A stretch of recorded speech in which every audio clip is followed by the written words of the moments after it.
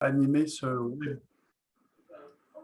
Oui, bonjour à tous. Avant de donner la parole. Good morning, everybody. So before I hand the floor to Muriel, I'd like to introduce this webinar to you and give you a couple of house announcements. So the first one is the interpreting channel we have. Petit Globe Interprétation vous permet de choisir anglais ou français.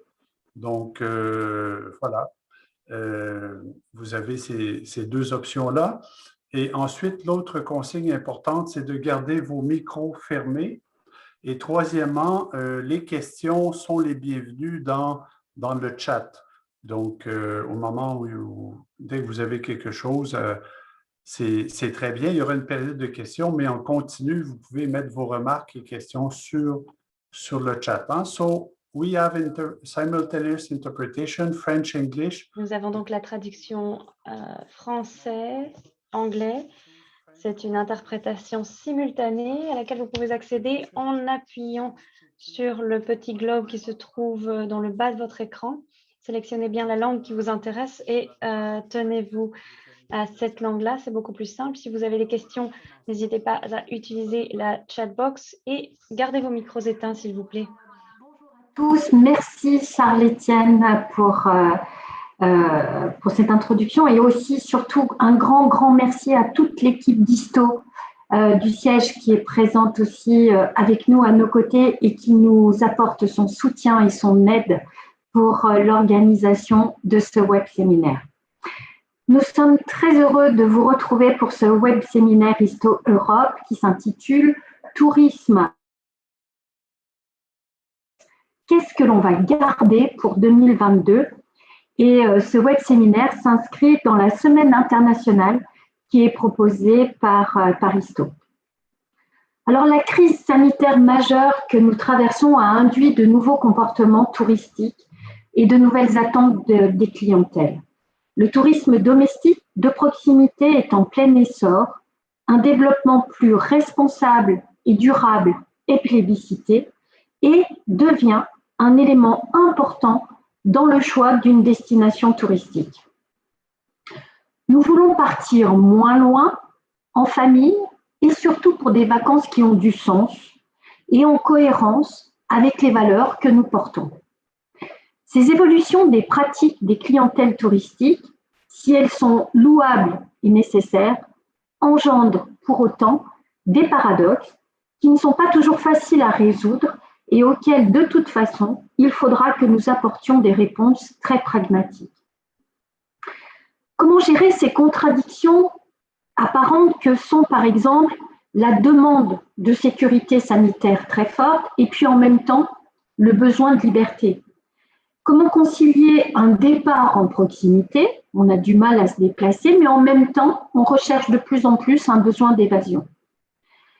Comment visiter ce que l'on appelle les pépites, les petits endroits instagrammables où on veut tous être, et puis limiter les effets de la surfréquentation, de l'over-tourisme? Comment concilier aussi un développement durable, qui est appelé par tous, avec l'encouragement des investissements qui sont nécessaires, mais qui sont pour autant pas toujours durables? Alors, pour échanger sur ces sujets passionnants, aujourd'hui, nous avons 3 invités et je les remercie vraiment très chaleureusement d'avoir accepté d'être avec nous. Guillaume Poncy, qui est responsable du pôle études et veille à l'Agence régionale du tourisme en Auvergne-Rhône-Alpes, en France, qui nous parlera des tendances et attentes en matière de tourisme durable. Ensuite, nous aurons le plaisir d'accueillir Léonore Pissao, directrice de Tourismo de Portugal au sein du ministère de l'économie et de la transition numérique du Portugal.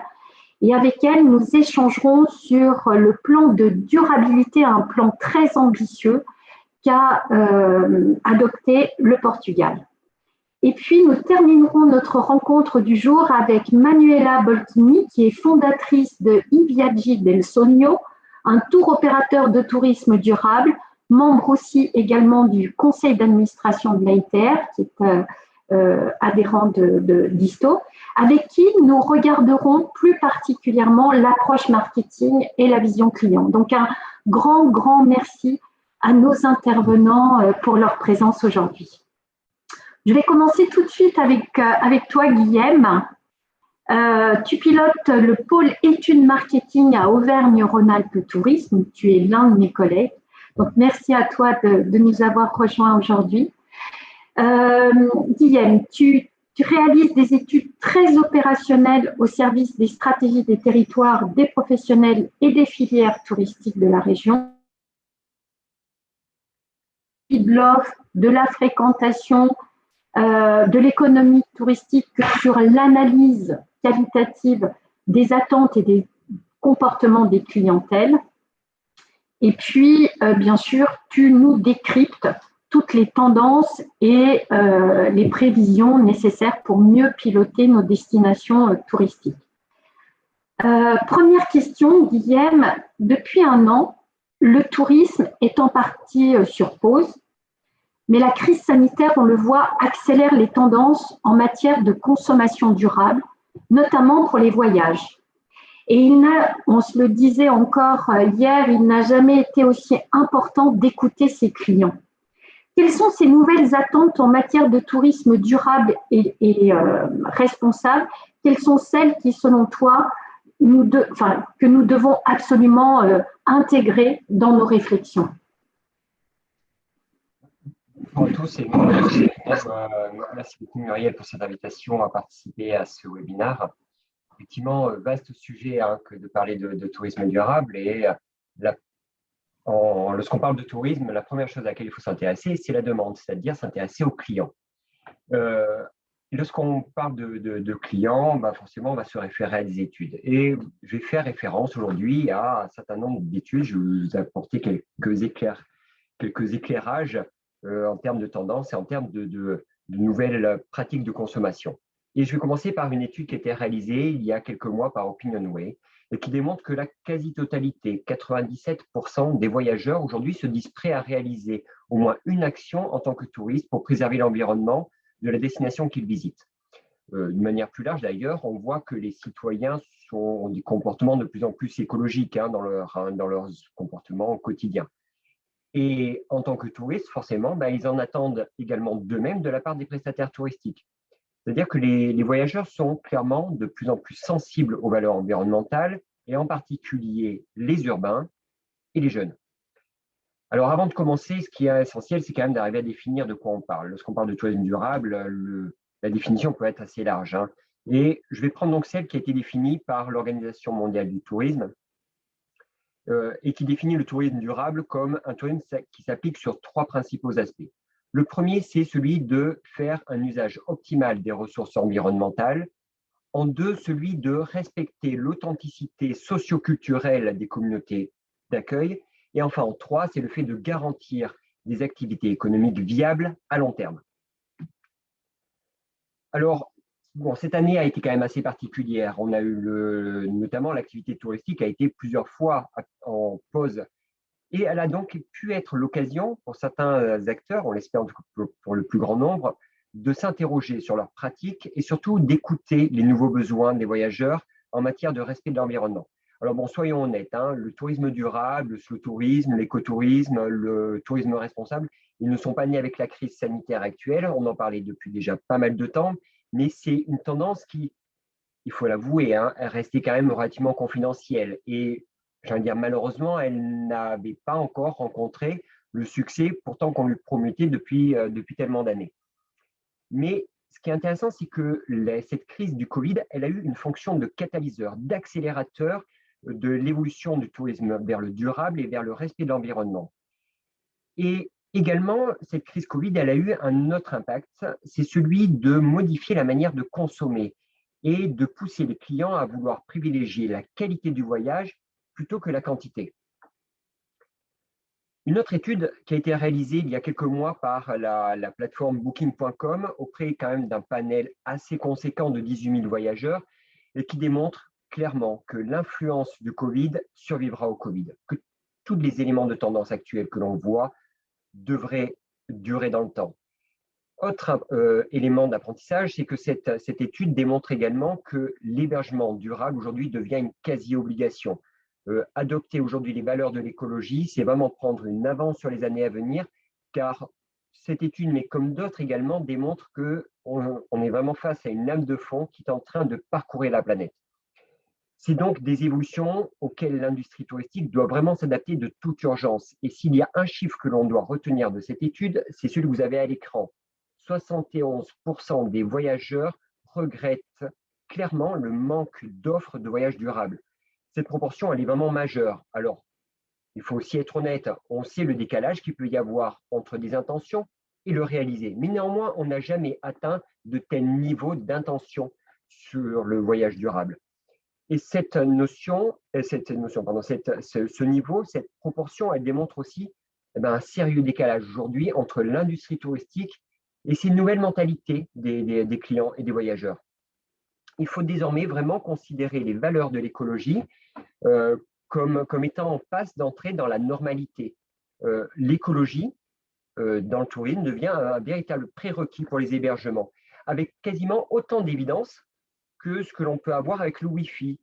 Et exactement comme pour le Wi-Fi, la clientèle est aussi également en attente de ne pas forcément devoir payer davantage pour avoir accès à ces offres dites durables.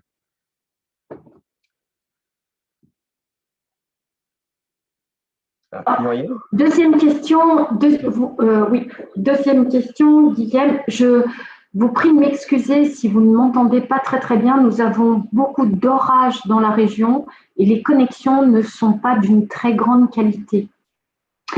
Comme on vient de le voir, Guillaume, la demande en matière de tourisme durable n'a jamais été aussi forte. Mais quelle offre nous proposons ou avons-nous à proposer à notre clientèle? Est-ce que la demande de cette clientèle est-ce que l'offre est bien au rendez-vous? Et par quel biais les voyageurs peuvent-ils retrouver une information lisible, fiable et accessible et vraiment qui incarne cette demande? Alors, quand on parle d'offres durables, la première chose à laquelle on pense, c'est bien sûr au label, aux certifications écotouristiques, éco-responsables, durables, etc. Et quand on regarde rapidement autour de nous, même sur Internet, vous tapez juste sur Google « tourisme durable », vous êtes face à un mur de labels, de certifications, une quantité juste faramineuse. Je suis tombé sur un article qui était rédigé par un chercheur américain et qui est arrivé à dénombrer plus de 200 labels et certifications durables, écotouristiques dans le monde. Et rien qu'à l'échelle même nationale, voire européenne, on se retrouve avec des quantités. Juste sur cette diapo, on en a quasiment une trentaine. Et j'avoue que sur cette trentaine, il y en a près de la moitié que je ne connaissais pas. Alors forcément, si c'est ce premier élément montre bien qu'il y a un problème quand même de lisibilité. Et puis, je dois bien l'avouer aussi qu'on a aussi un problème de transparence de la part de ces labels. Parce que en préparant cette présentation, et d'ailleurs je vais continuer là-dessus, j'ai souhaité faire quelques petits zooms sur quelques-uns de ces labels qui sont les plus reconnus, les plus développés, et voir aussi combien ils pesaient aujourd'hui dans le paysage touristique. Et honnêtement, ce travail il a été relativement fastidieux, tellement ces structures-là, en fait, ne communiquent pas, ou ne souhaitent pas d'ailleurs communiquer aussi, sur leur fonctionnement, sur leur nombre d'adhérents ou de structures labellisées. Néanmoins, on va quand même essayer de le faire. Et lorsqu'on parle de label ou de certification durable, il y en a au moins en tout cas deux différentes. Il y a les labels de destination et les labels hébergement. Commençons par les labels de destination. Le plus connu, le plus développé, Pavillon Bleu ou Blue Flag, qui labellise les ports et surtout les plages des sites de baignade. Plus de 500 structures labellisées en France, près de 4500 à travers le monde et avec un développement assez continu depuis maintenant plus de 30 ans. Le Flocon Vert, qui est un label relativement récent, pour l'instant uniquement développé à l'échelle nationale, à l'échelle française, et qui labellise les stations de ski. Ce qui est intéressant, c'est qu'il labellise la station à l'échelle de la destination et pas uniquement du parcours, de l'espace de ski. Seulement 8 stations aujourd'hui labellisées, je vais dire malheureusement, mais c'est un label relativement jeune et on voit qu'il progresse quand même relativement vite. Troisième label, c'est les stations vertes. Stations vertes, qui est un label qui existe depuis la fin des années 60 en France, malheureusement développé uniquement à l'échelle de la France, mais près de 500 communes labellisées, qui aujourd'hui stagne un petit peu, mais qui n'a fait que quand même évoluer en grandissant de manière exponentielle depuis la fin des années 70. Et ce que je vous propose maintenant, c'est juste de regarder à l'échelle de la région Auvergne-Rhône-Alpes, combien aujourd'hui pèsent ces labels. Le label Pavillon Bleu, c'est 29 plages et ports labellisés. C'est au final 10% de l'offre. Flocon Vert, 5 stations de ski labellisées, c'est 3% de l'offre ski en Auvergne-Rhône-Alpes. Et enfin, Station Verte, 93 communes, c'est 2% de l'offre. Vous voyez que déjà, sur les labels de destination, on n'a qu'une part extrêmement faible quand même du territoire qui est couvert, alors que on va dire quand même que les destinations Auvergne-Rhône-Alpes, qui sont quand même en grande majorité des destinations vertes, destinations couvertes par des parcs naturels régionaux nationaux, ont quand même tout à travailler sur ces notions-là. Et comme j'ai dit, forcément, lorsqu'on parle de tourisme durable, on pense avant tout quand même aux labels liés à l'hébergement plus qu'aux destinations. Et parmi ceux-là, le plus connu, le plus développé, c'est Clé Verte, c'est Green Key. Plus de 600 structures labellisées en France, plus de 3200 à travers le monde. Malheureusement, là, par exemple, typiquement, je ne suis pas arrivé à trouver le chiffre pour l'Europe. C'est un label qui progresse assez tranquillement. On n'est pas sur des très grosses évolutions, mais c'est quand même celui qui a le plus de représentation dans le monde. Gîte Panda, développé par l'Association des Gîtes de France en collaboration avec la WWF, aujourd'hui qui labellise plus de 300 gîtes ruraux exclusivement situés dans les parcs naturels régionaux de la France, plus de 300 structures, et qui connaît en tout cas une renaissance, en tout cas depuis maintenant 4-5 ans, avec des fortes augmentations, plus 11% sur ces 4 dernières années. Je veux dire quasiment le plus connu à l'échelle européenne, c'est l'écolabel européen, mais pas forcément connu au niveau touristique. D'ailleurs, on le voit à travers les chiffres, seulement 182 structures labellisées en France, à peine 400 à l'échelle européenne. Ce n'est pas énorme, et puis surtout, quand on regarde les évolutions, on est sur des fluctuations extrêmement fortes. C'est un label, j'aurais tendance à penser des fois qu'il se cherche un petit peu, avec beaucoup de regroupements, des chartes qui ont tendance à évoluer, des chartes d'ailleurs extrêmement exigeantes. Et aujourd'hui, un écolabel en tout cas, qui a peut-être plus une notoriété sur des produits de consommation et de produits ménagers plutôt que sur des produits touristiques. Et enfin, le dernier, qui pourtant, pour moi, semblait l'un des plus connus avec la Green Key, c'est Green Globe. Et pourtant, malheureusement, quand on voit les chiffres, c'est un label qui aujourd'hui peine vraiment à se développer, avec seulement 45 structures labellisées en France, à peine 5 fois plus à l'échelle Europe, 248 structures à l'échelle Europe, mais qui connaît quand même malgré tout une évolution intéressante. Et quand on regarde ces 4 labels à l'échelle de la région Auvergne-Rhône-Alpes, on arrive à un volume global de quasiment 180 hébergements aujourd'hui éco-labellisés, éco-responsables, et avec une évolution d'ailleurs assez intéressante, plus de 27% en 4 ans. C'est plutôt une bonne nouvelle. On voit que les professionnels de l'hébergement dans notre région, mais c'est à peu près les mêmes tendances d'ailleurs à l'échelle nationale et européenne, prennent vraiment pleinement conscience, ils sont intéressés par ces écolabels. Sauf que lorsqu'on le compare à l'offre globale, là, ça fait mal. À peine 0,5% de l'offre aujourd'hui touristique de la région est aujourd'hui écolabellisée.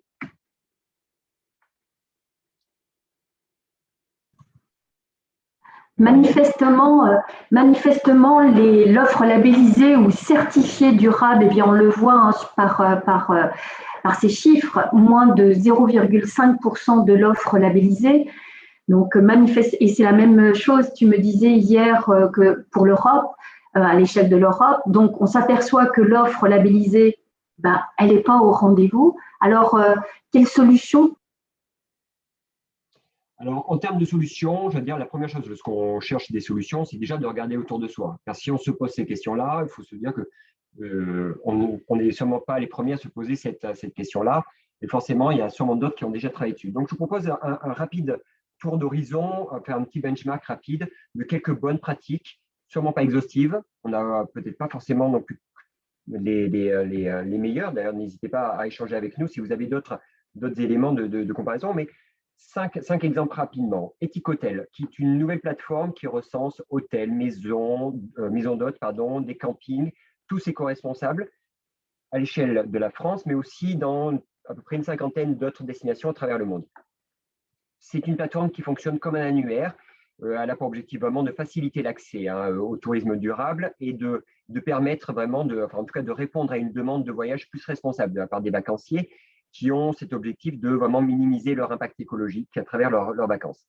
Aujourd'hui, cette plateforme, elle répertorie 246 hébergements, j'ai envie de dire seulement d'ailleurs 246 hébergements, dont 70 établissements en France.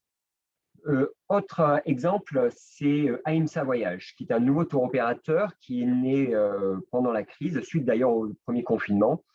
Ce tour opérateur aujourd'hui veut vraiment prendre part à la transition écologique du tourisme. Il se revendique aujourd'hui clairement éco-responsable. D'ailleurs, à titre d'exemple, il a fait un choix, il a fait des choix, quelques choix un petit peu qui peuvent être jugés extrêmes, mais comme par exemple celui de ne pas vouloir commercialiser de séjours utilisant l'avion qui durerait moins de 3 semaines. Autre exemple, c'est la Suisse qui lance aujourd'hui un label de tourisme durable dans l'objectif de faire revenir les voyageurs après la pandémie. C'est Suisse Tourisme aujourd'hui qui porte et qui développe ce label et qui a eu d'ailleurs l'ambition d'ouvrir aujourd'hui ce label à tous les acteurs du tourisme, qu'il s'agit de remontées mécaniques, de restaurants, de sites de visite, d'hébergement. Ce label, il s'appelle Sustainable et il classe les établissements en 3 catégories en fonction de leur degré de durabilité. Quatrième exemple, c'est Feelingo. C'est une nouvelle plateforme de réservation hôtelière, mais ce qui en fait l'originalité, c'est qu'elle ne propose que des établissements aujourd'hui engagés dans une démarche de développement durable. Elle recense à travers l'Europe près de 600 hôtels. Et ce qui est intéressant, c'est que cette plateforme aujourd'hui, elle formule une double promesse. Une promesse pour les clients, celle de référencer des établissements engagés dans une démarche durable. Et une promesse envers les hôteliers, celle de leur proposer une relation commerciale équitable et transparente. Et un petit peu comme le label Sustainable, les offres aujourd'hui se distinguent par une classification à 3 niveaux. Les établissements, les hôtels certifiés durables, les hôtels en cours de certification et enfin les établissements non certifiés mais qui sont impliqués aujourd'hui dans une démarche de développement durable. Et enfin, pour finir, toujours sur cette plateforme, l'originalité de cette plateforme, c'est que pour chaque hôtel, le voyageur peut voir en direct le pourcentage chiffré de correspondance entre ses choix et l'offre de l'hôtel. Et ensuite, une fois qu'il a sélectionné l'offre qui correspond à ses choix, il peut réserver en direct sur la plateforme son hôtel. Et enfin, le cinquième et dernier exemple, c'est la plateforme collaborative d'offres bienveillantes qui est développée par notre structure, c'est pour laquelle on travaille avec Muriel, qui est Auvergne-Rhône-Alpes Tourisme. Alors, cette initiative, elle est développée vraiment pour le long terme et elle répond à un engagement régional fort en faveur d'un tourisme bienveillant. Alors, l'objectif de cette plateforme sera, je parle au futur parce que cette plateforme est en cours de développement et elle sera opérationnelle dès cet automne. L'objectif de cette plateforme sera de proposer, de faire découvrir toutes les excursions, activités, visites, événements touristiques répondant aux aspirations pour un tourisme durable et bienveillant. Alors, justement, pour sélectionner ces offres, celles-ci doivent intégrer les 3 constantes qui caractérisent le tourisme bienveillant. La préservation de la nature et la protection de la biodiversité. En 2, l'ancrage dans son territoire, notamment grâce à la rencontre avec des acteurs locaux. Et enfin, en 3, le fait de faire plutôt de l'activité touristique un bienfait pour les personnes qui travaillent, pour les fournisseurs, pour les prestataires, pour les acteurs du territoire et surtout également pour les habitants. Alors actuellement, les socioprofessionnels doivent répondre à un questionnaire d'auto-évaluation pour être sélectionnés. Il faut savoir que ce questionnaire d'auto-évaluation, on l'a co-construit avec l'ATES, qui est l'Association pour le tourisme équitable et solidaire. Ils devront, une fois sélectionnés, signer une charte d'engagement relative justement à la véracité des informations qu'ils nous ont transmises. Alors, une fois qu'on a fait ce benchmark, je vous propose de compléter, en tout cas, avec quelques conseils pratiques, parce qu'on voit clairement qu'on est encore face à de nombreux freins qui persistent quant à la consommation de voyages durables, comme le manque d'informations fournies par les entreprises à propos de leurs pratiques et de leur offre durable. L'enjeu, du coup, pour ces entreprises, aujourd'hui, elle est vraiment d'arriver à mieux se faire connaître et à mieux se commercialiser. Et pour cela, il y a vraiment aujourd'hui 3 axes stratégiques qui peuvent être déployés. Le premier, c'est celui de créer un positionnement clair et distinctif. bien sûr, c'est de mettre en avant, de faire connaître ces initiatives durables, de communiquer de manière transparente et surtout sans fausses promesses. Halte au greenwashing, la clientèle aujourd'hui commence à être relativement sensible à cela et on prendra plus de risques à faire du greenwashing qu'à ne pas communiquer dessus. Deuxième axe, c'est la forfaitisation. Le fait de forfaitiser aujourd'hui l'offre durable d'une destination. On voit déjà la difficulté à commercialiser des offres individuellement.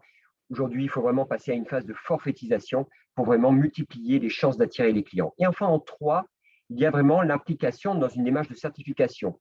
Les certifications, les labels aujourd'hui permettent aux entreprises et aux destinations d'être accompagnées dans la mise en place de nouvelles pratiques durables. Mais ces démarches aussi, elles présentent un engagement de confiance, un gage de confiance pour les visiteurs. Alors, on l'a vu, il existe de très nombreux, j'ai même envie de dire de trop nombreux labels et certifications.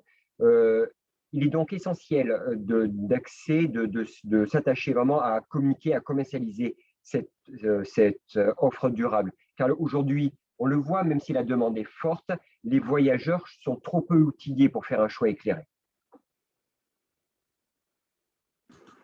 En conclusion et de manière synthétique, Guillaume, c'est passionnant et merci à toi, mais le temps avance. En conclusion, maintenant qu'on... Attends, Muriel, ton micro est coupé. Tu m'entends là? Ça y est, on t'entend à nouveau. D'accord, mon micro a été coupé. Voilà. Maintenant qu'on a fait le point sur l'évolution de la demande, sur l'état de l'offre et sur des exemples de bonnes pratiques, en synthèse, qu'est-ce qu'on peut tirer comme conclusion de cet état des lieux paradoxal du tourisme durable en rapidement, quelles sont les grandes conclusions que tu as à nous proposer? Alors, en conclusion, je retiendrai 4 points. Le premier, on l'a vu, on a vraiment une offre aujourd'hui étiquetée durable qui n'est pas du tout en phase avec la demande. Pour mémoire, 0,5% de l'offre en Auvergne-Rhône-Alpes, quand près de 7 clients sur 10 aujourd'hui sont vraiment en attente de produits durables. Le deuxième point, c'est des professionnels aujourd'hui qui sont vraiment frileux à s'engager dans une démarche de certification, de labellisation. On le sait, ces démarches, elles sont coûteuses en temps, coûteuses en investissement, et avec malheureusement aujourd'hui une très faible performance commerciale. Le troisième point, c'est une offre de labels, je viens de le dire, trop dense, totalement illisible, et avec des labels aujourd'hui qui n'ont aucune notoriété, aucune visibilité, aucune image pour le grand public.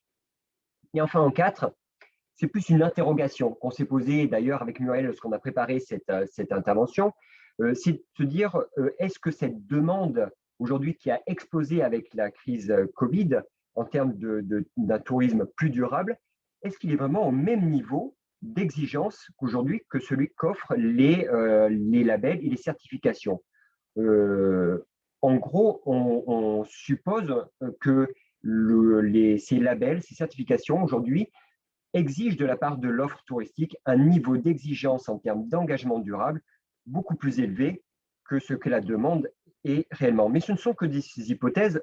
À ce stade, malheureusement, nous n'avons trouvé aucune étude à l'échelle européenne ou mondiale suffisamment fiable pour arriver à répondre à cette interrogation-là. Mais nul doute que ce type d'étude va vite voir le jour. Et je conclurai sur un avis beaucoup plus personnel. Et je comparais aujourd'hui ce paradoxe du tourisme durable avec un paradoxe qu'on a vécu il y a quelques années avec celui du bio, où on avait une offre bio qui était certes recherchée par la clientèle, mais qui ne souhaitait pas payer plus, qui ne comprenait pas trop les labels et surtout qui avait du mal à trouver cette offre parce qu'elle était disséminée plutôt dans des petites structures. Sauf que depuis quelques années, les supermarchés se sont introduits dans cette thématique-là et ont permis aujourd'hui la démocratisation, j'ai envie de dire, de l'offre bio. Est-ce que la solution à ce paradoxe du tourisme durable n'est pas justement la prise en main de la commercialisation de ces offres par les plateformes de type Booking, Expedia, voire également Google dans l'intégration de ces moteurs de recherche? J'en ai terminé. Je vous remercie Merci beaucoup. J'ai un petit peu dépassé. Je suis désolé, Muriel. Merci, Guillaume. Merci beaucoup. On a quelques commentaires dans le chat. Je ne sais pas si tu peux le voir, notamment une question concernant les labels de mobilité, l'accueil vélo, territoire vélo, etc. Est-ce que tu as des données? Est-ce que l'on trouve des données sur ces deux labels? Et peut-être que alors, excusez-moi, je pense que je n'ai pas le prénom qui s'affiche, mais Monsieur Blanc peut préciser sa question. Oui, bonjour. Non, c'est simplement une question. On parle effectivement des labels de territoire et des labels d'hébergement. Je voulais juste évoquer le fait que l'ADEME rappelle le poids du tourisme en gaz à émission à effet de serre en France et souligne que le transport représente une part considérable. Et à ce titre, je voulais donc évoquer le fait qu'il existe des labels qui permettent de promouvoir l'utilisation notamment du vélo avec les deux labels que je mentionne et qui font partie du paysage qu'on pourrait identifier dans la labellisation durable au titre des activités touristiques. Voilà, c'était juste un petit clin d'œil rapide pour dire qu'il y a hébergement, destination et mode de transport avec la question des vélos. Et effectivement, malencontreusement, je rejoins complètement l'excellente intervention que vient de faire Guillaume sur l'ensemble de son schéma pour déplorer l'incroyable faiblesse et de la présence des labels dans le paysage et la très grande confusion avec le fait qu'il y ait une très faible lisibilité de la part d'un public qui également se cherche encore dans ses attentes. Voilà. Merci beaucoup, Jean-Michel. Tu as tout à fait raison. Hein. J'ai dû aller un petit peu j'ai dû consécuter en tout cas certains domaines, mais quand on parle de durabilité, il y a un grand sujet lié à la mobilité et on le voit d'ailleurs depuis déjà l'année dernière, l'intérêt pour le train, l'intérêt aussi pour le vélo, pour l'itinérance douce est en train clairement d'exploser, aussi bien en termes de pratique que de demande. Et oui, on a des données, alors je ne les ai malheureusement pas sous les yeux, mais j'ai envie de dire un petit peu à l'instar des labels durables. Oui, on peut avoir des données, mais elles ne sont jamais simples malheureusement à obtenir et on a toujours un petit peu de difficulté à avoir de la transparence sur ces labels. Je trouve ça un petit peu dommage et je trouve qu'il serait bien qu'une structure, soit la structure nationale de type Atout France, soit même, pourquoi pas, des structures à l'échelle internationale, à l'échelle européenne, voire pourquoi pas même d'ailleurs l'Organisation mondiale du tourisme, mettre un petit peu les pieds là-dedans pour essayer de récupérer ces indicateurs-là qui sont aujourd'hui merci pour ces compléments. Juste une précision, actuellement, l'association Acteurs du tourisme durable, ATD, est en train de lancer un chantier justement qui vise à référencer, identifier et qualifier les différents labels qui existent pour essayer d'en faire un outil pratique à destination des membres pour essayer de voir clair sur le sujet. Puis alors, puisque mon micro est ouvert et que je peux juste profiter d'un tout petit détail, on parle beaucoup de tourisme durable sous l'angle de l'environnement. Peut-être faut-il rappeler, surtout dans l'enceinte de l'OITS, que dans le durable, comme l'a très bien dit tout à l'heure Guillaume, il y a évidemment les questions d'environnement et d'économie durable, mais il y a aussi la question du social. Et je pense que les acteurs du tourisme social sont peut-être les ancêtres du tourisme durable. Je voulais juste mettre cette petite pastille sur la table pour rappeler que la dimension sociale du tourisme est une des dimensions essentielles du tourisme durable. Merci beaucoup, Jean-Michel, pour ces précisions. Effectivement, c'est important de le rappeler. On a aussi des témoignages qui vont dans ce sens-là sur… Avant qu'on passe au témoignage suivant, proposer à Catherine Cosby d'apporter aussi son témoignage ou en tout cas sa question qui concerne la possibilité est-ce qu'il y a la possibilité de proposer à ces labels de se regrouper? Effectivement, on fait tous le constat qu'il y a beaucoup trop de labels éco-responsables. Voilà, Catherine, est-ce que tu veux préciser ta question, ton commentaire?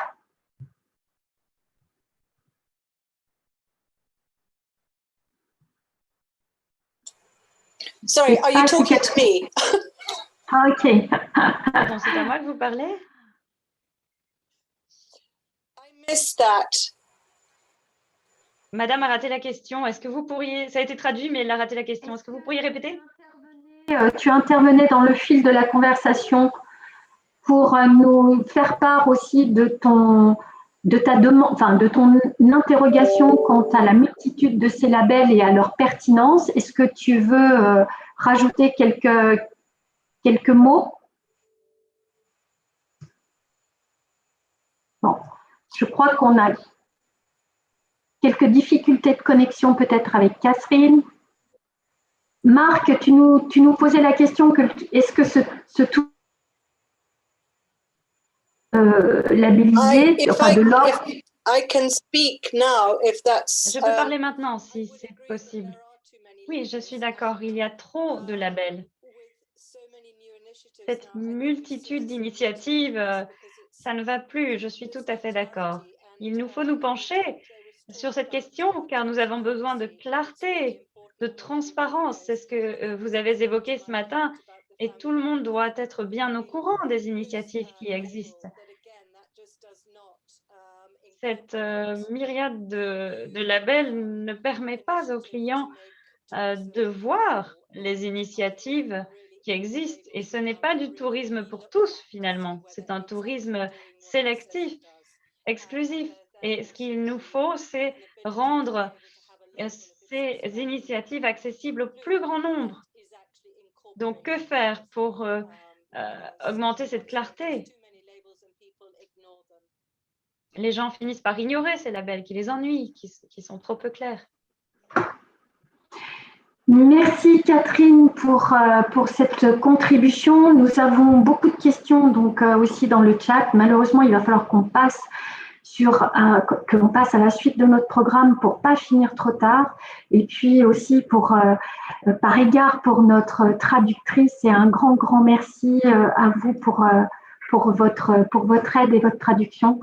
Nous avons aussi pas mal de questions concernant la compatibilité entre une offre durable, une offre touristique durable, et puis un accès au tourisme pour tous. Voilà, c'est un vaste sujet.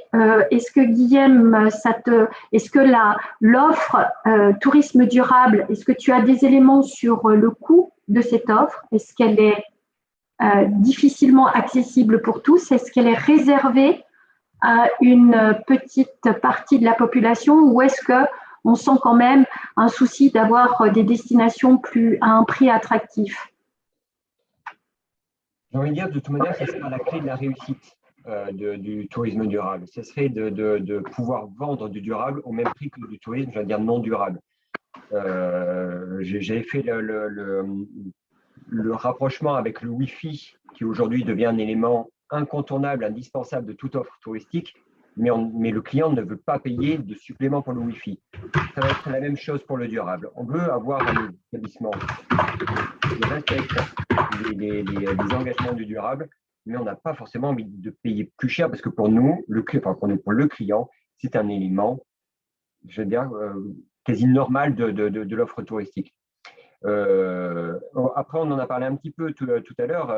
C'est vrai qu'aujourd'hui, certaines certifications coûtent très cher. Elles coûtent très cher en termes en investissement parce que déjà, il y a des critères extrêmement exigeants à travers des chartes. Et puis, il y a aussi les coûts d'adhésion, les coûts de visite, de certification, ce qui explique aussi qu'un certain nombre de professionnels, je pense par exemple à Green Globe, alors je n'ai pas les coûts en tête, malheureusement, je n'ai pas les grilles, en plus ça varie assez en fonction du type et de la taille de l'établissement, mais ça peut vite porter à plusieurs milliers d'euros. Même si la demande est là, on sait combien aujourd'hui les professionnels du tourisme en plus ont malheureusement trinqué, j'ai envie de dire, ont été impactés par la crise sanitaire d'un point de vue économique. Je ne suis pas sûr qu'ils s'engagent immédiatement dans ce type en plus qu'ils prennent du temps. Merci beaucoup, Guillaume. On va arrêter les échanges avec toi, mais en tout cas, merci beaucoup pour ta présence et cette présentation dynamique. Et puis, on apportera les réponses aux questions du chat ensuite, à l'issue de la réunion. Je vous propose maintenant d'accueillir Léonore Pissao, qui est directrice principale du développement de l'offre touristique chez Tourisme au Portugal. Léonore, vous allez créer ou vous participez en qualité d'expert à plusieurs groupes de travail, dont un sur le changement climatique. Vous participez également au réseau européen d'information et d'observation pour l'environnement. Vous faites partie aussi du comité national du programme MAN Biosphère de l'UNESCO. Vous êtes intéressé par les questions de lutte contre la désertification. Je ne vous vois pas à l'écran, mais je pense que vous allez pas tarder à apparaître.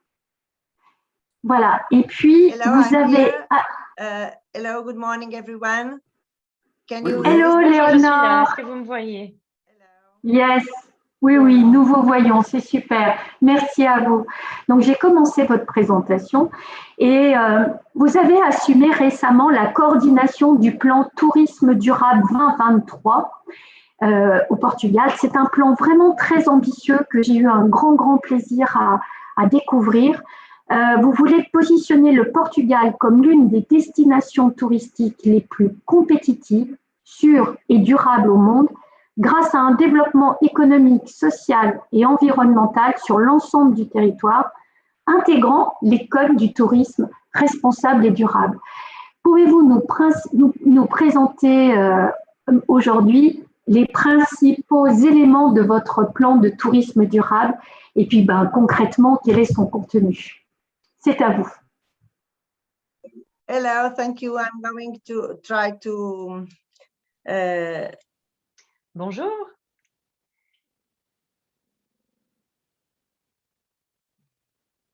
I'm going to show my presentation. Je vais essayer de partager mon écran afin d'exposer ma présentation.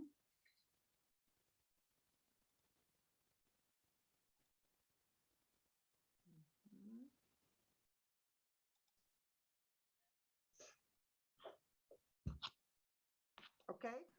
C'est tout bon, Voilà. Léonore. Est-ce que vous la voyez bien? C'est parfait. Merci. Très bien. Le Portugal a identifié la reprise du secteur comme étant basée sur la durabilité. Il ne s'agit pas uniquement de la résilience face à de nouvelles crises, mais aussi de la reconstruction du secteur du tourisme et de la promesse de faire davantage pour garantir plus de sécurité économique, sociale et environnementale.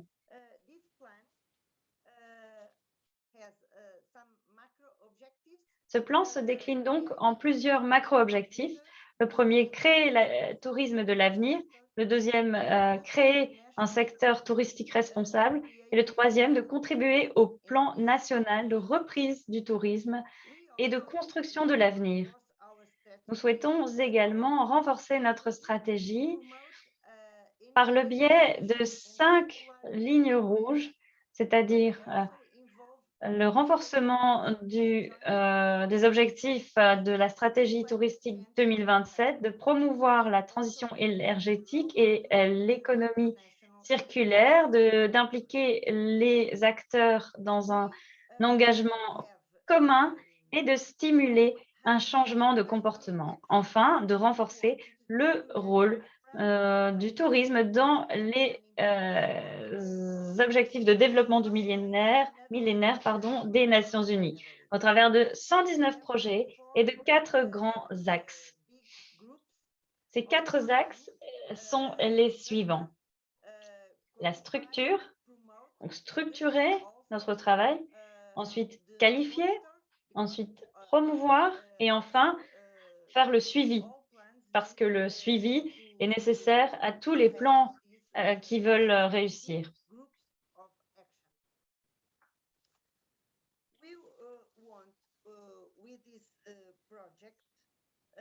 À travers ce projet, nous avons pour objectif d'améliorer les compétences des professionnels dans le secteur du tourisme sur la base des objectifs du Green Deal européen et des plans d'action européens y afférents. Nous souhaitons améliorer l'offre de tourisme vert. La durabilité est également une nouvelle chance de créer des emplois, de la croissance, des emplois inclusifs et de réduire les inégalités. Nous devons utiliser ces opportunités comme un levier pour répliquer les bonnes pratiques et encourager tous les acteurs à mieux travailler et à mieux gagner leur vie, améliorer le tourisme et préserver notre planète. Il nous faut promouvoir le tourisme de proximité, la cohésion territoriale et nous concentrer sur l'héritage culturel. Mettre en valeur chaque ville, chaque région, chaque pays et promouvoir une meilleure conscience de la diversité de l'identité européenne. D'avoir des destinations touristiques plus durables et de valoriser les communautés locales dans le respect des territoires. Dans cette perspective, avec 119 projets, nous souhaitons en faire davantage pour notre planète et pour le tourisme. Nous déclinons 5 objectifs d'ici 2023. Nous souhaitons faire en sorte que 75% des établissements touristiques fassent preuve d'efficience énergétique, d'efficience hydraulique et d'excellents systèmes de gestion de l'eau. Que 75% de ces établissements touristiques éliminent le plastique jetable. Que 50 000 professionnels au moins soient formés aux aspects de durabilité et que 200 références internationales sur le Portugal, comme étant une destination durable, soient reconnues. J'aimerais d'ailleurs vous montrer un projet, le projet qui s'intitule Clean and Safe, propre et sûr. Ce projet nous semble être une bonne source d'inspiration pour nos touristes en cette période très compliquée.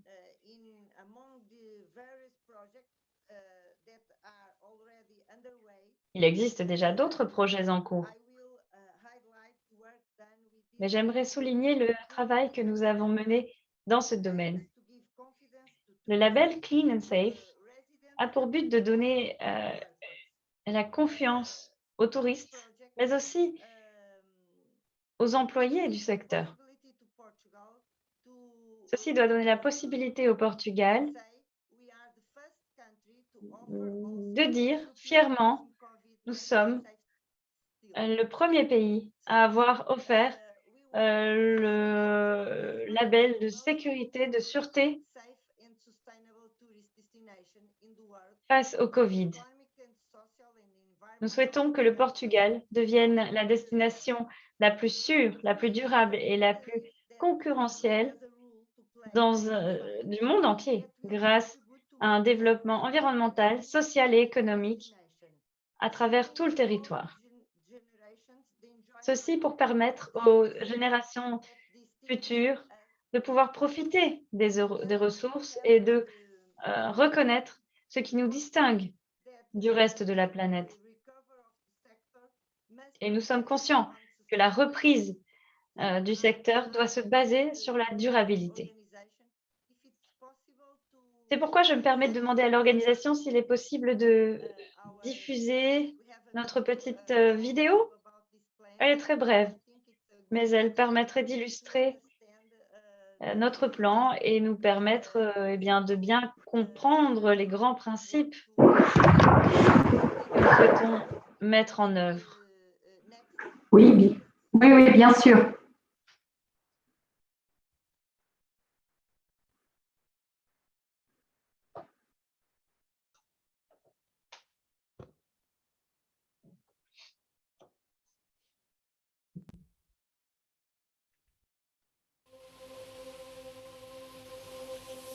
We imagined this moment would be different.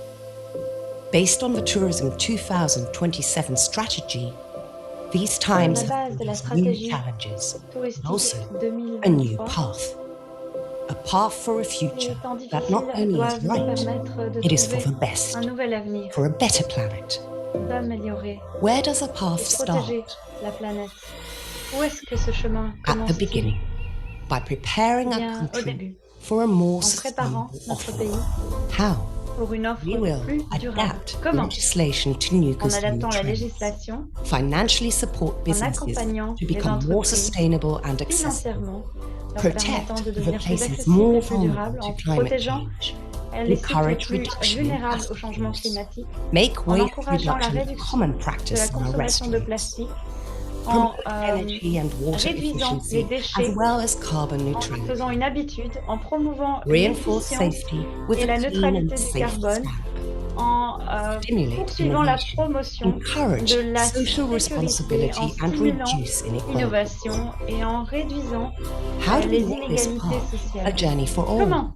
By Comment faire? encouraging, learning, Comment promoting, amener tout le and monde à rewarding, emprunter ce chemin? Eh bien, en soutenant, and en being accompagnant, people en oriented. encourageant, en For the promouvant et en youngsters, we will récompensant. have the Educate for a Pour les Sustainable plus jeunes, nous Tourism auront program. des For programmes professionals, d'éducation we will au have a new tourisme focus on durable. Et pour les sustainability and professionnels, nous aurons circular des economy programmes de issues.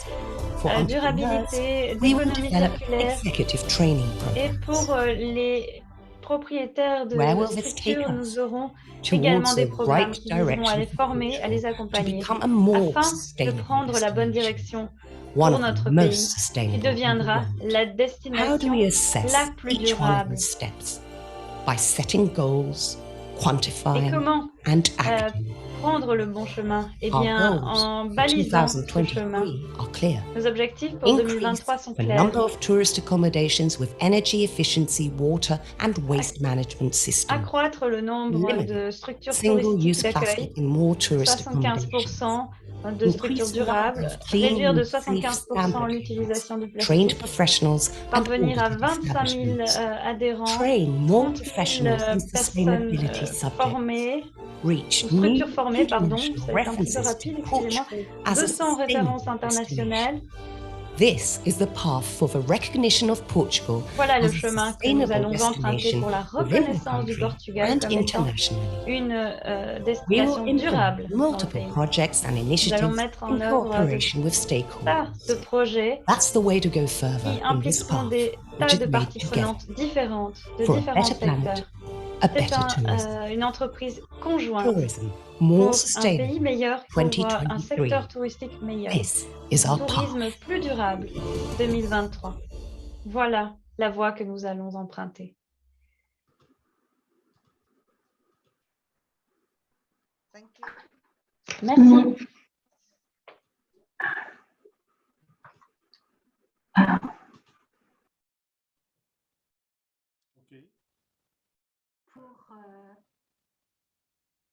Pour cette présentation, Charles, je crois que nous avons un petit break dans la traduction.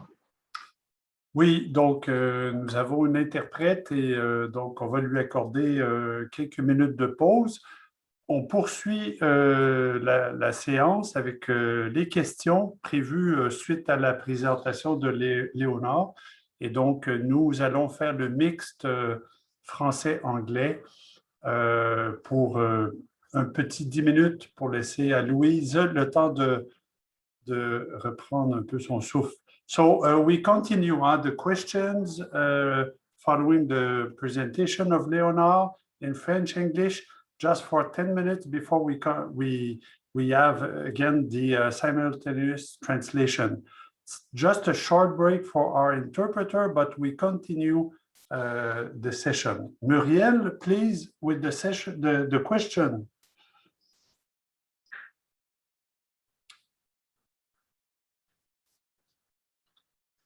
Non, Muriel, on ne t'entend pas. We cannot hear you. Okay, I will go because there is a problem with the micro of Muriel. I will ask you the first question, Léonard. Having in mind the difficult period the tourism actors are facing versus the ambitious plan Turismo de Portugal wants to implement, which were the main paradox you found? Well, motivating everyone was the main challenge of this plan. As already mentioned, having many initiatives, many labels, and many plans creates confusion and makes it difficult to implement concrete measures. So this is one of the most paradox we find. And also how to create metrics to monitor sustainability goals and ensure that results are achieved. For carbon neutrality in tourism enterprise, for sustainable construction in tourism developments, for energy efficiency, for climate change, for water management, for waste management, include to reduction and elimination of single-use plastic, and how to create metrics for that was the other challenge and the paradox we encountered in the implementation of the plan. Okay.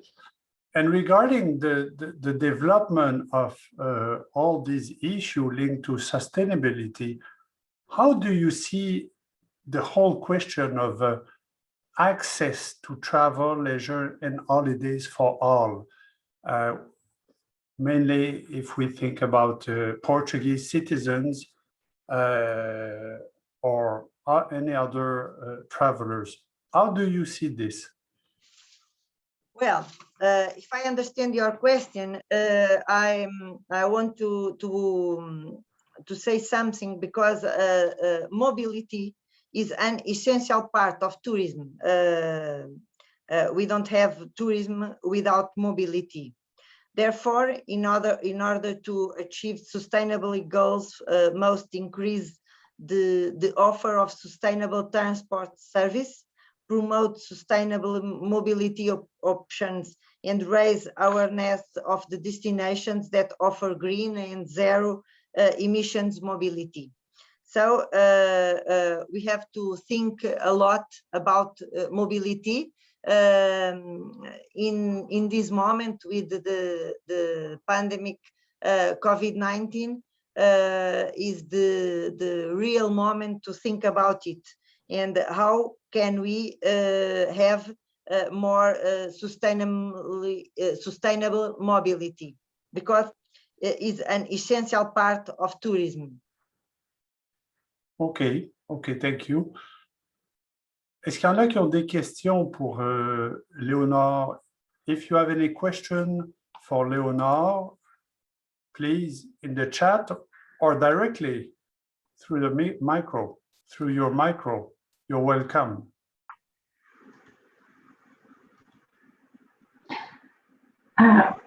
Excuse me, it's difficult today with internet. Yes. Ah, Muriel, on t'a perdu à nouveau, Muriel. Donc, okay, I was asking you if you have any. Okay, Benoit César, please, Benoit. Yeah, hello. I have a question. This plan is very ambitious, and so I was asking myself, do you also plan something to evaluate the plan and to readjust the plan in the next years? Yes,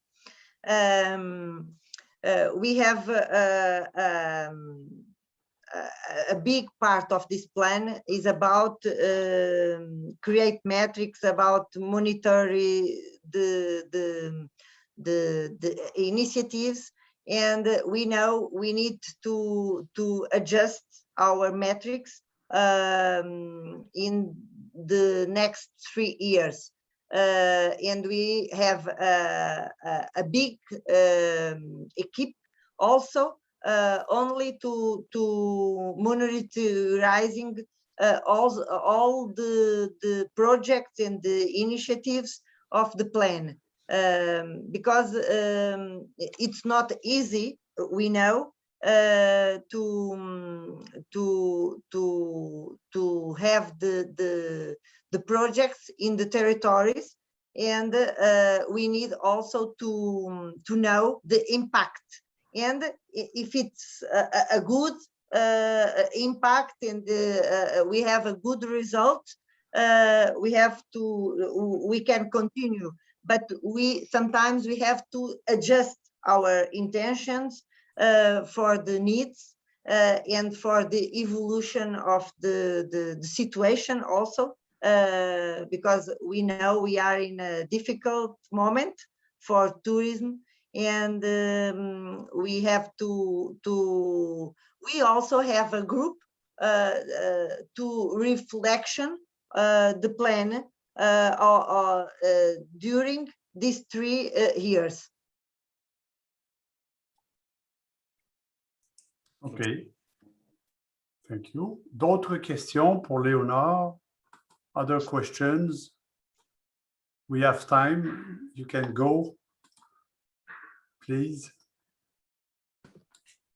Hello, Leonor. I'm Anabella from Fundação Inatel in Portugal. So we work also a lot with Turismo de Portugal. And I was wondering also, what concrete measures, Leonor, have Turismo de Portugal put in place to overcome the paradoxes, the difficulties, or the challenge that you have made regarding, for instance, the monitorization and other thematics that you found? I imagine, I know Portugal well, also the question, for instance, of sometimes the questions of over tourism in certain regions, although in Portugal, well, it's not equal to other European cities, for instance, but anyway, the challenge of having a more equilibrated country as far as tourism is concerned. So I would like to hear about that. Thank you. Well, I said, we have to motivate all stakeholders to work with us. This is the success of the project, because we have to stay all together, because sustainably depends of all institute publics, private associations, and they are our partners on this big challenge. So, and also in how to monetize the project, all the projects and the plan, the big plan. So we create some issues and metrics to have indicators and to have numbers, because sometimes the difficult when we speak about sustainably is we are speaking about some very theory, and we need to have numbers and metrics and indicators, because we have to know where we are and where we want to go. But we need everyone with us to think about it and to do this way together. We have to promote a quality tourism by developing responsibly eco-friendly and quality tourism instead mass tourism without planning. And all territories have something to say and something good to a potential to be a fantastic destination. But we need to know what about we are speaking and what about we want to have in the future. So moving towards environmental safe, zero carbon footprint and digital transitions, it's something very important for us. And we need to use the green transition to transform the economy and to think how to do it and what numbers we are speaking about. And the green transition needs the digital transition. We know that, and we think digital transition is something we need in this plan, because both are imperative in this moment. And this is the way we create metrics to monitor our sustainability goals, and how we ensure that results are achieved. That's it. Okay. Okay, maybe just Très for bien. last remarks on Juste pour la dernière remarque, chat, there is one in English dans la boîte de chat, il y en a une qui nous vient de notre collègue Lee McRonald Visit Scotland. de Visit Saying, Scotland. great to see Visit Portugal strategy involving Great to so many see levels, Visit possible business monitoring. Strategy. Also good Donc, to see tackling il est bien aussi de voir qu'il s'agit de réduire les inégalités. Ceci figure à l'ordre des stratégies principales, mais il serait très intéressant de voir comment le Portugal va réduire le carbone dans le secteur du tourisme. Je pense que vous l'avez cité également. Oui, je disais que sur la page de Tourisme of Portugal, vous voyez toutes les villes, tous les indicateurs et comment nous procédons pour réduire nos émissions au cours de ce plan. J'invite d'ailleurs chacun d'entre vous à consulter la plateforme et le plan de durabilité, car je pense que c'est une plateforme qui est riche en informations et effectivement, c'est bien de voir ce que nous allons faire. Et changer aussi un peu la façon de communiquer, car vous pouvez vous adresser à nous dans notre chat, justement. Nous pouvons partager les expériences et interagir sur le sujet. C'est une plateforme qui vous permet de passer en revue tous les projets et tous nos partenariats également. Je pense que c'est une excellente plateforme de communication et je vous invite à la rejoindre. Okay.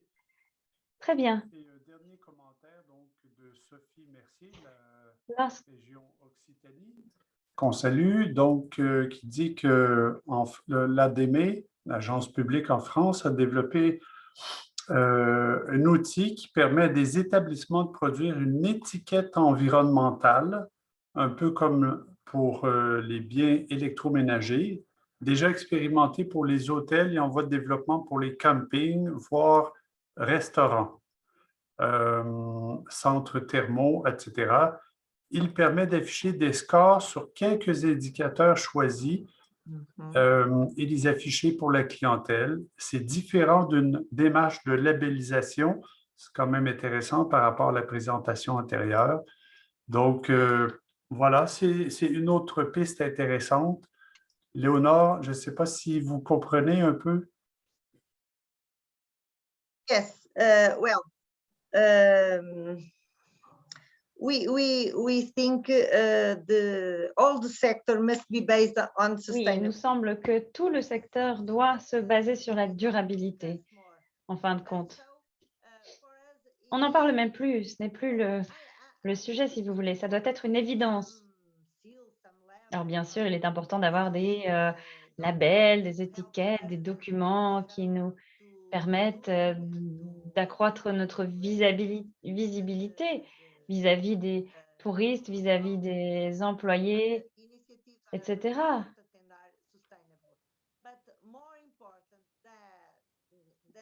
Mais aussi, il est important d'avoir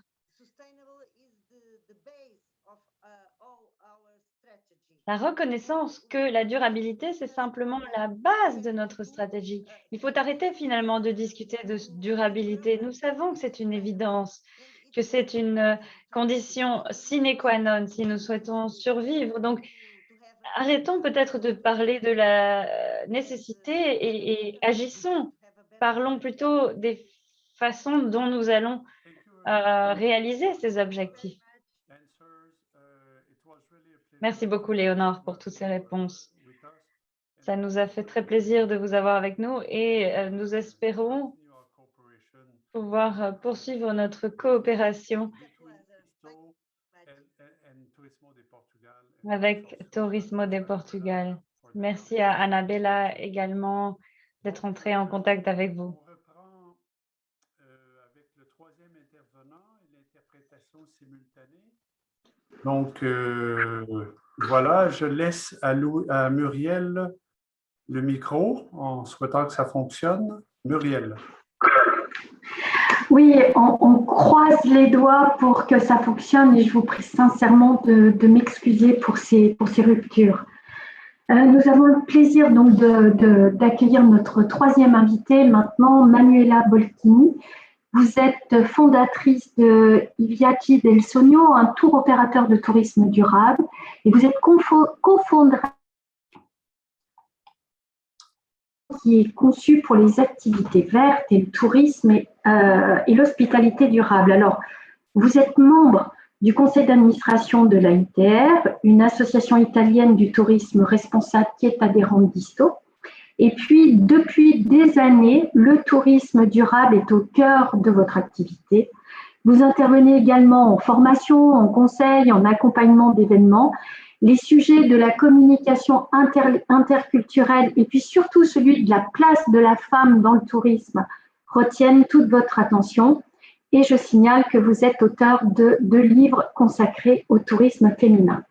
Donc avec vous, on va s'intéresser un peu plus à l'approche clientèle, au marketing, comment approcher les touristes traditionnels, nos touristes, en leur faisant comprendre toute la valeur ajoutée qu'est une destination tourisme durable, que ce soit en termes de qualité, bien sûr, c'est-à-dire de contenu, de valeur ajoutée du séjour, mais également en termes d'éthique. Manuela. Good morning to everybody. Yes, sustainable Bonjour à tous.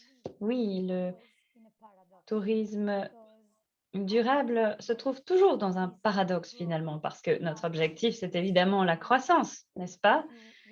Il nous faut croître, être mieux connus, être prospères.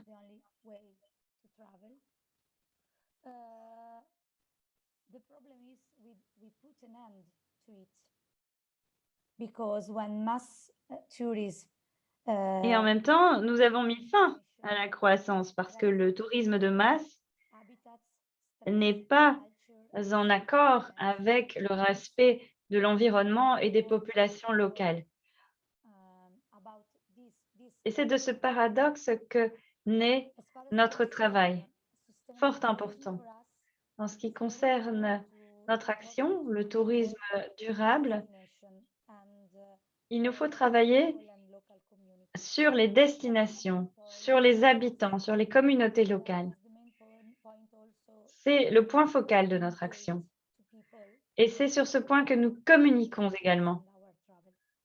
Nos clients doivent être au courant des actions que nous développons, de notre philosophie. C'est d'ailleurs la différence qui existe entre ce que nous offrons et le tourisme de masse. Alors que le Covid a détruit, en tout cas temporairement, le tourisme, eh bien d'autres modes de tourisme sont nés.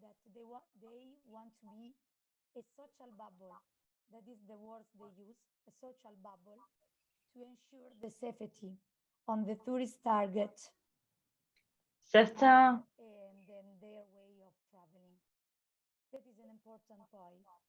affirment qu'il convient de rester en bulle sociale pour lutter contre la propagation de la pandémie. Mais le tourisme social, c'est vraiment vivre l'expérience, faire vivre les communautés, faire vivre les habitants sur le terrain. Et nous ne pouvons pas nous permettre d'évoluer en bulle sociale. Notre rôle, c'est de craquer la bulle, de faire connaître les autres, d'aller à la rencontre des autres, de prendre soin des autres, de s'intéresser aux autres. Et ce que nous essayons de transmettre comme message, c'est que, évidemment, nos clients doivent être protégés du Covid, doivent être en sécurité pendant leur séjour. Et ils ne doivent pas devoir s'inquiéter de leur sécurité sanitaire. C'est donc ce que nous vendons. Une sécurité tout en restant à la rencontre des territoires locaux. Être respectueux des cultures locales, respecter également les attentes des touristes. Alors, Manuela, par rapport à ces attentes des touristes, comment on peut faire comment on peut s'assurer que le tourisme responsable est bien plus que simplement le tourisme éco-sympathique, voire greenwashing. Quelles sont les particularités vraiment importantes d'un tourisme durable et qui fait la différence avec un tourisme, avec le tourisme? Okay, first of all, experience, as I said before, so the being and Eh not bien, la première chose, comme je l'ai dit, c'est l'expérience. Toute la valeur dans le moment, dans l'être, dans l'expérience et non pas dans l'avoir. Ensuite, l'originalité. Nous ne pouvons pas dire nous sommes respectueux de l'environnement, donc nous sommes forcément responsables. Non, ça c'est trop facile, c'est un raccourci. Et ce n'est pas toujours facile de proposer l'originalité, justement, car ces labels, parfois, peuvent mesurer le respect de l'environnement, mais pas le respect du territoire, des habitants, et pas mesurer l'authenticité, l'originalité, la découverte d'une culture. Est-ce que c'est vraiment simplement du tourisme propre, où on ne jette pas ses poubelles dans la nature, ou est-ce que c'est vraiment du voyage, de la découverte? Ensuite, comment abordons-nous le voyageur?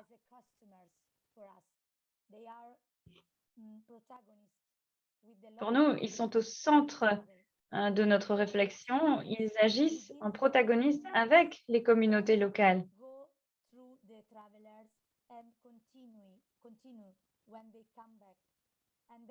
Et c'est une expérience qui se prolonge lorsqu'ils rentrent à la maison. Ils l'emportent avec eux. Donc, le voyage, c'est quelque chose que l'on vit et que l'on ramène chez soi, mais pas que l'on possède. Et c'est la différence avec tout le marché de greenwashing où on possède quelque chose qui est propre. En Italie, par exemple, le tour opérateur le plus important de tourisme de masse a créé un label vert. Ce n'est pas le... Bon, je ne peux pas le citer, mais c'est simplement son nom plus green.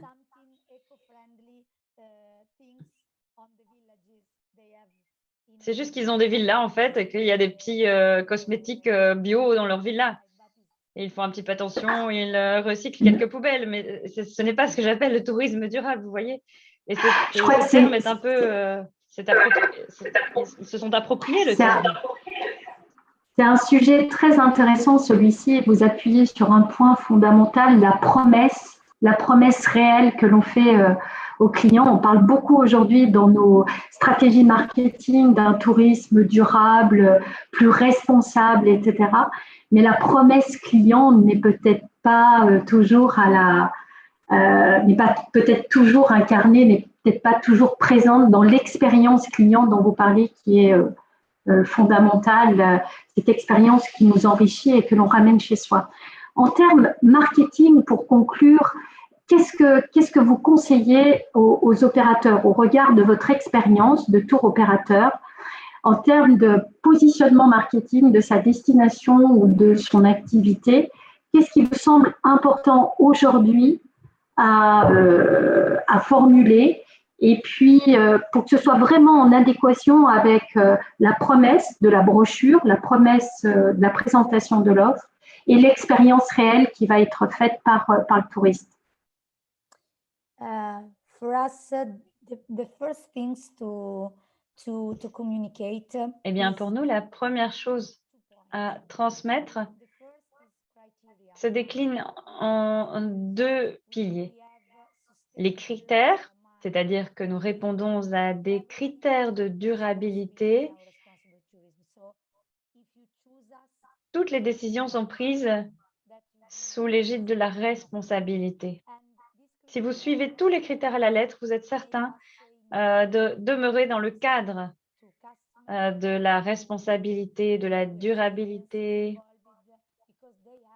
Et bien sûr, vous allez attirer ce type de clients, car s'ils ne respectent pas les critères, eh bien, ils ne vont pas passer de vacances chez vous, tout simplement. La deuxième chose, c'est que le tourisme durable doit être facile, parce que ce sont quand même des gens qui vont en vacances. On ne va pas leur compliquer la vie. Si c'est compliqué, si c'est sérieux, si c'est grave, si c'est sinistre et si ça coûte cher, ça ne vous fait pas penser à des vacances. Il faut quand même rester honnête. Il faut que ce soit fun, les vacances. Il faut que ce soit facile. Il faut que ça vous donne le cœur léger. Alors, il faut parvenir à concilier ces deux impératifs, c'est-à-dire une rigueur dans le respect des critères et vendre du rêve, vendre du fun. Il y a des gens qui sont en quête d'enrichissement personnel, philosophique, mais nous ne sommes pas là pour tout le monde. Le but, c'est quand même de faire du tourisme de qualité qui bénéficie à tous. Transformer donc le marketing, transformer notre secteur. Et ce n'est donc pas un produit que nous vendons, c'est une valeur qui s'adresse aux clients. C'est quelque chose que les clients peuvent considérer comme un service. Merci. Merci beaucoup de faire le lien entre l'expérience client et puis la valeur. Et je pense aussi qu'on pourrait peut-être parler, pour terminer, du lien entre le visiteur et l'habitant, qui me semble essentiel, si vous m'entendez. Yes. Yes, local communities are the protagonists as the customer for us.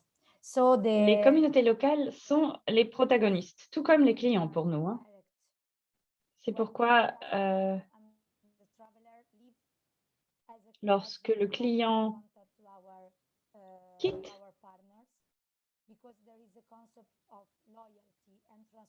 le lieu de vacances, il est en contact avec nous, c'est-à-dire qu'ils peuvent vérifier tout ce qui a été fait et dit. C'est une sorte de transparence et c'est d'ailleurs un critère du tourisme durable et responsable. Le client communique sur son expérience et rend son rapport. Il peut raconter ce qu'il a vécu, etc. Merci beaucoup, Manuela, pour votre témoignage aussi et puis cette vision client. Est-ce qu'il y a des questions? Est-ce qu'il y a des commentaires? Nous avons encore quelques minutes. Nous sommes à l'heure. Oui. Muriel? Oui, Charles-Étienne. I just wanted to ask Manuela, when you say... Je voulais demander à Manuela, lorsque vous dites qu'on devait passer du 4B au 4C, qu'est-ce que c'est le 4C? Je n'ai pas bien compris, peut-être qu'il y avait un problème de connexion. Manuela a éteint son micro. Voilà.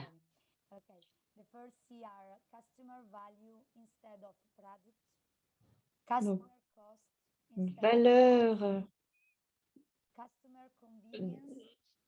pour le client au lieu de prix, que ce soit pratique au lieu d'être difficile, et communication au lieu de promotion.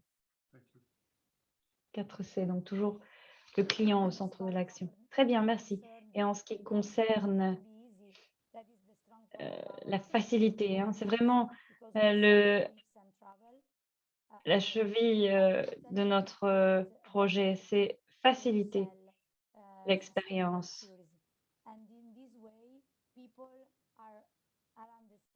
En Italie, nous essayons de faire comprendre que le tourisme durable et responsable n'est pas forcément une contrainte. Oui, n'oublions pas de garder aussi, j'ai bien aimé votre votre conclusion. N'oublions pas de garder la joie, n'oublions pas de garder l'objectif de faire envie, de partager, mais toujours dans la joie et la bonne humeur et pas dans la contrainte ou la tristesse. Voilà, c'était... Est-ce qu'il y a d'autres remarques, d'autres échanges?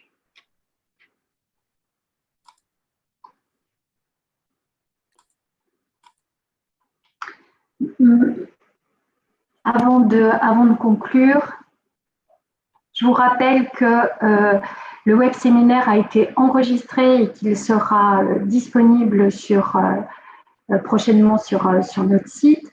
Charles-Étienne, tu peux également nous donner les grands prochains rendez-vous à ne pas louper dans le cadre de la semaine internationale avant que nous remercions très chaleureusement nos invités pour la qualité de leur intervention. Oui, merci Muriel.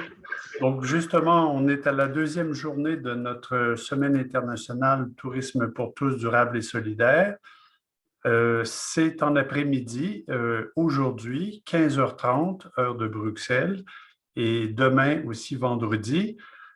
Cet après-midi, on reprend avec 3 séances. Donc, une première, les défis immédiats du tourisme pour tous, durable et solidaire, avec 2 intervenants du monde académique et 2 intervenants du secteur privé, mais aussi associatif, acteurs du tourisme pour tous. On a ensuite une deuxième séance au programme sur tourisme communautaire et durable. Et enfin, une troisième séance, accessibilité touristique, inclusion et lutte contre les inégalités. Donc ça, c'est pour cet après-midi à partir de 15h30.